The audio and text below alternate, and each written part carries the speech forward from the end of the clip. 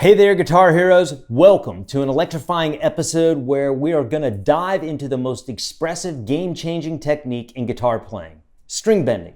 And today I'm going to show you how to make your guitar sing, scream, and cry with emotion just like the pros do. Let's check it out.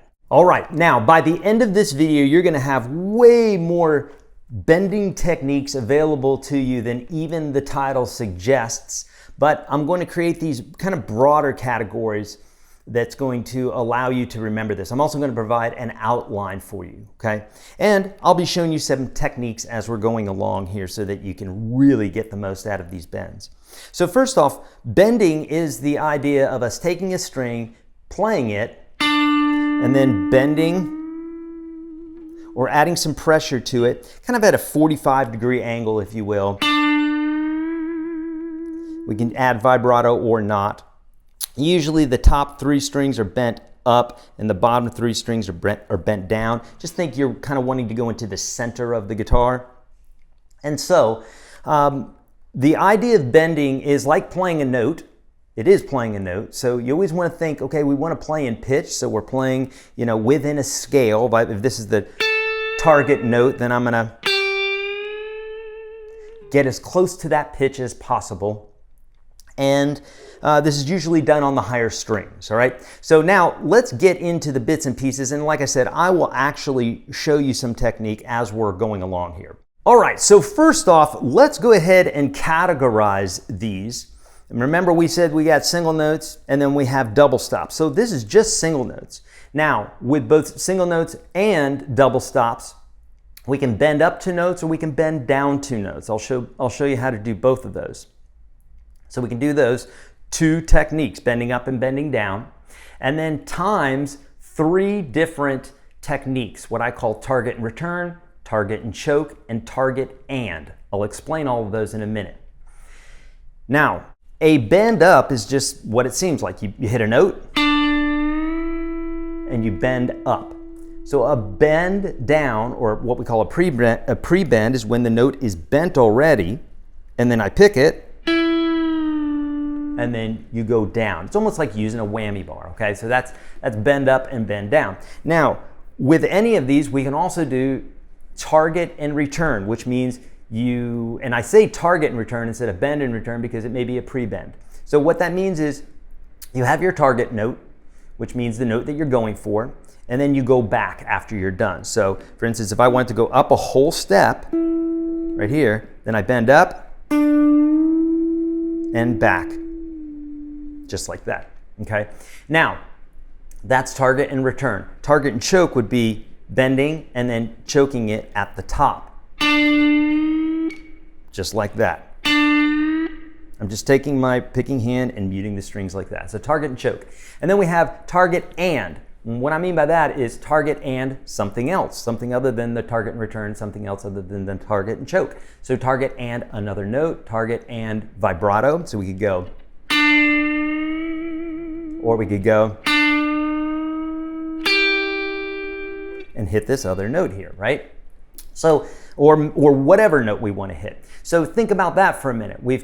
Now we were just talking about single notes right here. We have the bend up, the bend down, and then we have a multiple of three for the target and return, target and choke, target and. So multiply that, that's 6 right there, and that's just on single notes. That doesn't even mention the fact that we could do quarter steps, half steps, whole steps, 1.5, 2 whole steps, 2.5 steps. So there's so many different ways that we could do there, and that doesn't even include the double stop ones that I'm gonna show you. So again, it's way more than 7, but we got these basic categories, okay? So let's talk about this just a little bit. Remember that the highest in pitch strings want to be bent up and the lowest in pitch strings want to be bent down. And I mean physically, so into the center of the guitar. So these strings are usually gonna bend that way and these guys are gonna be bent down. It's just so you don't wanna fall off the fretboard like that. As you're bending, you only have so much room that you can do that with. Also, when you're approaching a bend, it's best to do it kind of at a 45-degree angle, like this. That's going to give you some nice leverage. Now, bending down, of course, is a little bit different. It's just going to require a different technique, if you will. But you're going to get used to it. That's a couple things else I wanted to tell you is obviously practice makes perfect. And another thing that you want to do when you're practicing these is you always want to hit the target note ahead of time when you're practicing again. Hit the note, got it in your head.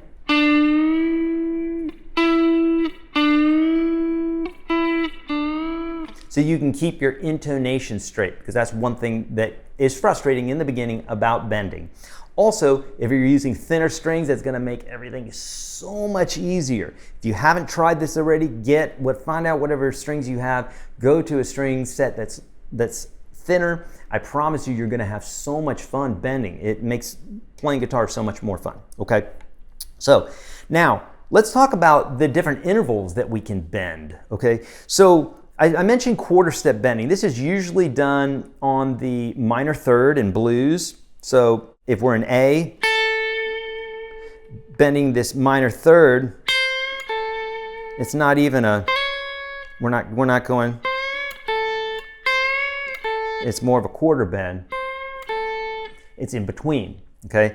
So it is just used usually in that minor third category in blues, but it can be used in other places. It really is just an inflection of what it is that you're feeling. So there are no rules. You do what it is that you want to do.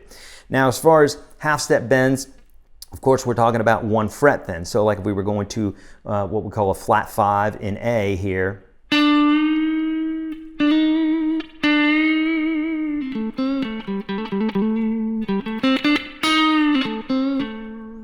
Okay, so I did a pre-bend there.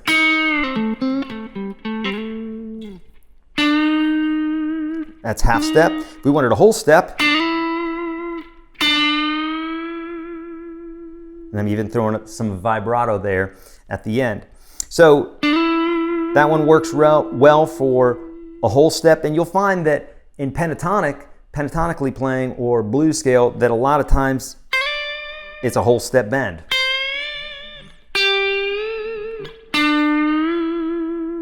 Or in the case of a flat 5, a half step. So what you're going to see more common is half step and whole step bends, but there are 1.5 step bends, like for instance in the same key here, if we were playing some blues up, say like in the 3rd position, this one right here, that's a 1.5 step bend. And that's more just so you know that we can do this, right? We can do half steps, whole steps, quarter steps, 1.5, even 2 steps, right? Eddie Van Halen, he would do this one where he would go,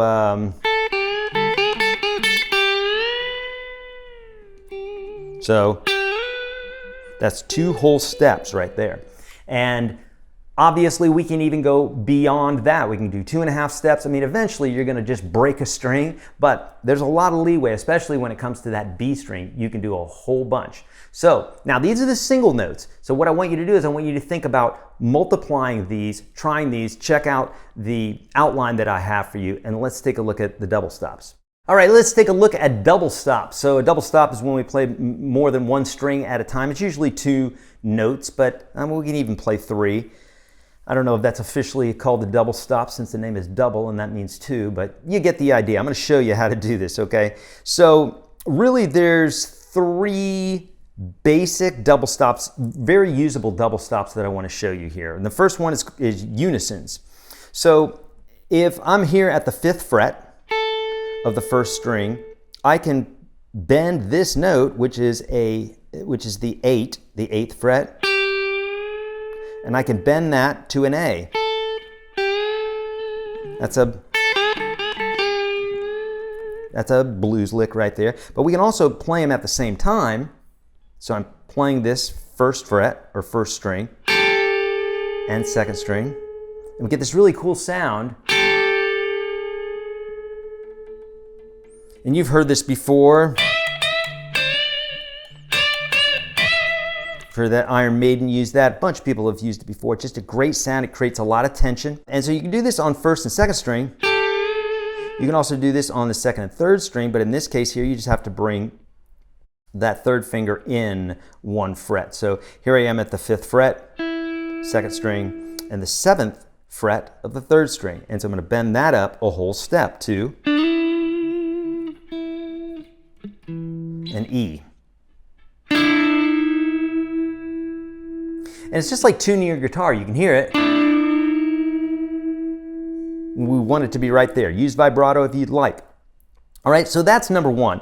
Number 2 is minor thirds, and this is really only used on the 2nd and 3rd strings, and it's used in blues a lot. I'm doing everything in A here today. So for instance, the 7th fret of strings 2 and 3, I can bend that. You can also do the 5th fret. So instead of, you might hear somebody play.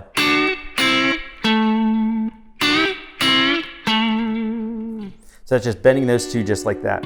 And then the last one is really, you can use it for playing over major and minor chords, and it sounds great. So, and it's kind of like a pedal steel sound, like this, or even 3 notes. Now, let's look at this really quickly, because you could use this over major or minor chords. If we're bending this guy up a whole step, okay, and whereas this guy's staying, we're going. So realistically, we're playing those 2 notes. What do those 2 notes belong to? Well, they could belong to this C major chord, right? They could also belong to an E minor chord.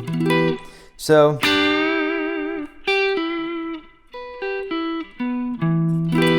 or a C major chord. So you can see where you could use that over major or minor chords. That's all I have for you today, my friends, and the free course that you can find in the very first link in the description of this video. Hey, I'm here to help you. I'm super passionate about guitar and helping people become better players. So please let me know how I can help you. Like, subscribe, hit the notification bell, leave your comments below. Have I missed any bends, or is there anything that you'd like me to work on with you? Please let me know that below, because I'm really passionate about helping you become a better player. Visit yourguitarsage.com for a bunch of free courses. I'm here to help you. Thanks so much for watching this video, and I'll see you in the next one.